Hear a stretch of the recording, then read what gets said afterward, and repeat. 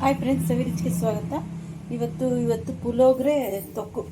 ಈ temple side ಎಲ್ಲ ಪುಳಿಯೋಗರೆ ಅನ್ನ ಕೊಡ್ತಾರಲ್ಲ, ಆ ಥರ ತೊಕ್ಕು ಮಾಡ್ತೀನಿ.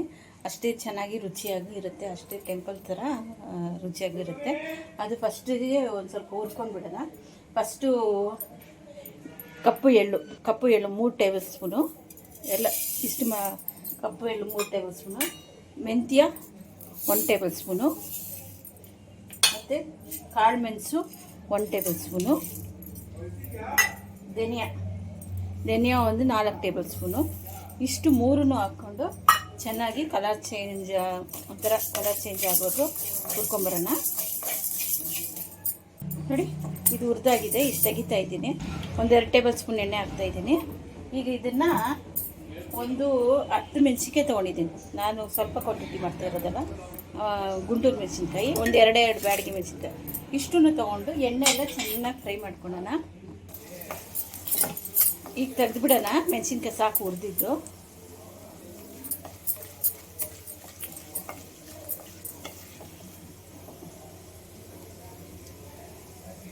ಇದಕ್ಕೆ ಒಂದು ಒಗ್ಗರಣೆ ಕೊಡೋಣ. ಫಸ್ಟ್ ಸಾಸಿವೆ, ಉದ್ದಿನಬೇಳೆ,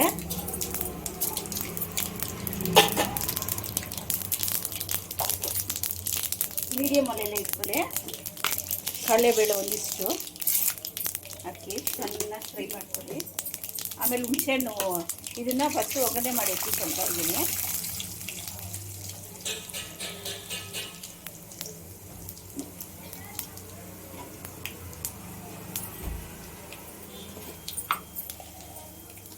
ಈ ಕರಿಬೇವು ಇಷ್ಟು, ಇಂಗು ಒಂದು ಅರ್ಧ ಟೀ ಸ್ಪೂನ್ ಹಾಕಿ.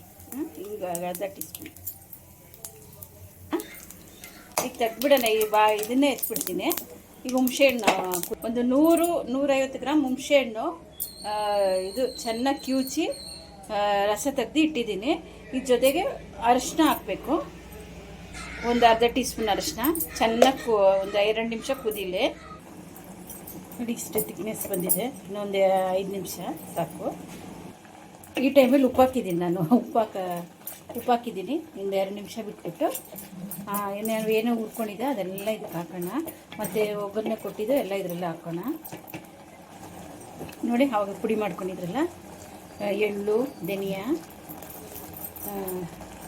ಮೆಣಸಿನ್ಕಾಯಿ ಎಲ್ಲ ಹಾಕ್ಕೊಂಡಿದ್ರಲ್ಲ, ಅದನ್ನು ಹಾಕಿದ್ರೆ ನೆಕ್ಸ್ಟ್ ಒಗ್ಗರಣೆ ಆಗಲೂ ಒಗ್ಗರಣೆ ರೆಡಿ ಮಾಡ್ಕೊಂಡಿದ್ದಲ್ಲ, ಅದನ್ನು ಹಾಕೊಂಡಿದ್ರಲ್ಲೇ. ನೋಡಿ, ತೊಕ್ಕು ರೆಡಿ ಆಯಿತು. ಈಗ ಇಳಿಸೋಣ. ನೋಡಿ, ಪುಳಿಯೋಗರೆ ತೊಕ್ಕು ರೆಡಿ ಆಯಿತು. ಅಷ್ಟೇ ಟೇಸ್ಟಾಗಿ ಅಷ್ಟೇ ಚೆನ್ನಾಗಿರುತ್ತೆ. ಟೆಂಪಲ್ ಸ್ಟೈಲ್ ರುಚಿಯಾಗಂತೂ ತುಂಬ ಚೆನ್ನಾಗಿರುತ್ತೆ.